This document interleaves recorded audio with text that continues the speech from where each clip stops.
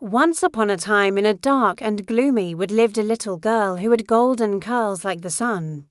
She was so pretty.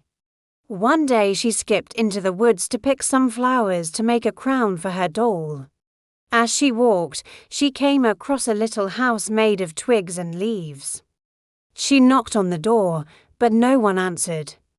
So she opened it and went inside. On a table lay a beautiful gown made of woven grass.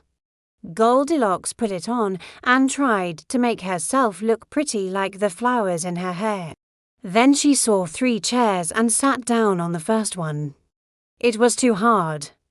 The second one was too soft. But when she sat on the third one, it was just right. So she stayed there.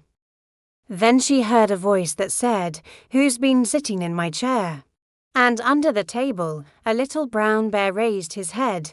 Goldilocks screamed and ran away. She ran and ran until she came across a little stream. She took off her pretty new shoes and crossed over on a log. Just then, a big, gruff voice boomed. "Who's been splashing in my stream?" And out popped a polar bear from the water. He was so big and scary that Goldilocks turned and ran back the way she came. When she got to the house, she climbed up the chimney. But before she could get out of there, a small voice called, "Who's been climbing in my chimney?" And there sat a tiny teddy bear with sharp claws. Goldilocks screamed and slid down the chimney.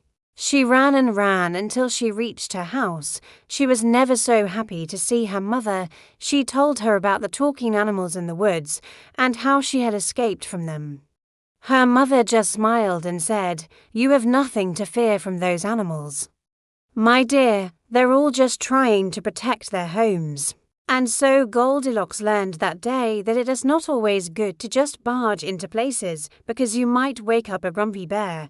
And that's all for today's story. See you next time.